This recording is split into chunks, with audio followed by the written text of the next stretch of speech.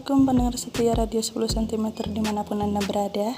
Kembali lagi bersama kami untuk menghibur Anda dengan cerita-cerita menarik yang terinspirasi dari kisah nyata.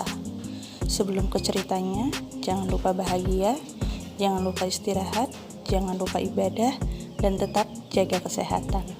Langsung aja kita dengerin ceritanya. Menurut kalian, aku salah nggak? Aku mau cerita. Jadi, aku diminta temanku Ranti untuk dikenalin sama seorang cowok. Aku juga sebelumnya nggak kenal-kenal banget dengan cowok tersebut. Nama cowok itu Miko. Tapi akhirnya aku nyamperin Miko pas di kantin sekolah. Dan bilang ada yang mau kenalan sama dia. Dia cuma ketawa pas aku bilang gitu. Dan bertanya, siapa yang mau kenalan? Ku bilang itu temanku yang mau kenalan. Akhirnya dia setuju, tapi kenalannya harus ada aku. Kemudian kita janjian sepulang sekolah.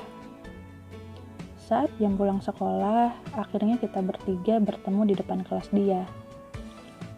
Akhirnya aku kenalkan Ranti pada Miko. Sambil berjalan pulang keluar sekolah, kita jalan bersama-sama.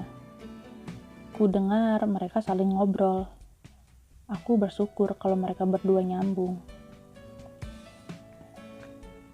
Saat tiba di gerbang sekolah, Ranti pulang duluan karena dia sudah dijemput.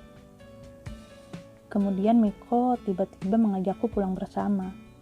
Aku bilang tidak usah, tapi Miko bilang mau tanya-tanya soal Ranti, jadi aku mengiyakan saja pada saat itu.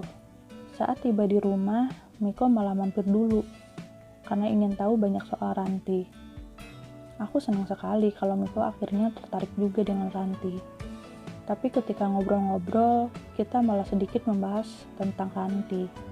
Sisanya kita malah bercanda-canda. Malamnya, Miko juga menelponku dengan alasan awalnya adalah Ranti lagi. Awalnya aku merasa tidak ada yang aneh. Bahkan aku memberikan nomor Ranti juga pada Miko, agar dia bisa bertanya langsung saja. Miko hanya mengiyakan saja.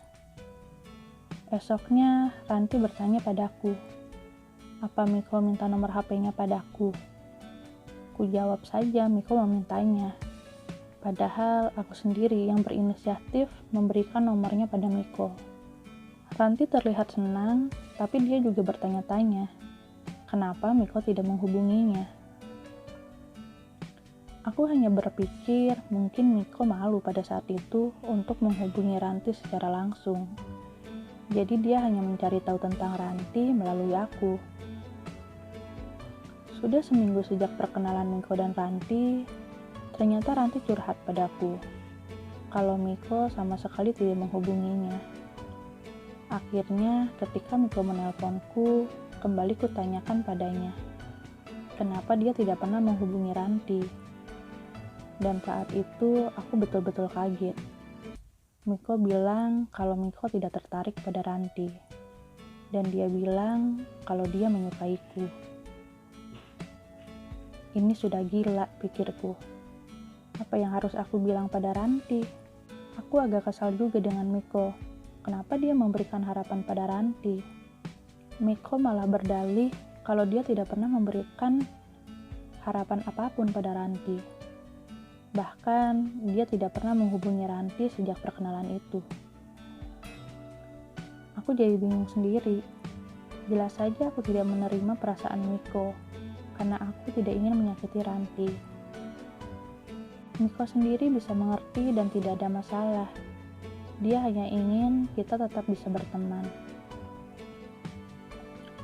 Akhirnya, aku bilang pada Ranti untuk melupakan Miko saja. Tentu aku tidak mengatakan hal yang sebenarnya pada Ranti.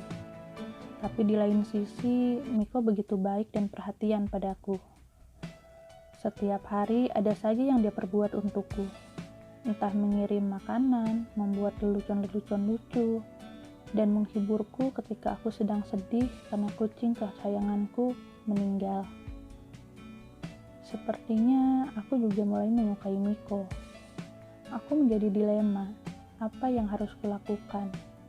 Bilang sejujurnya pada Ranti atau harus membohongi perasaanku sendiri?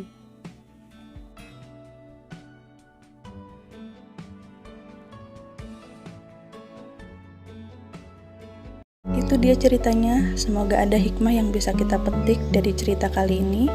Sampai bertemu dengan cerita-cerita selanjutnya.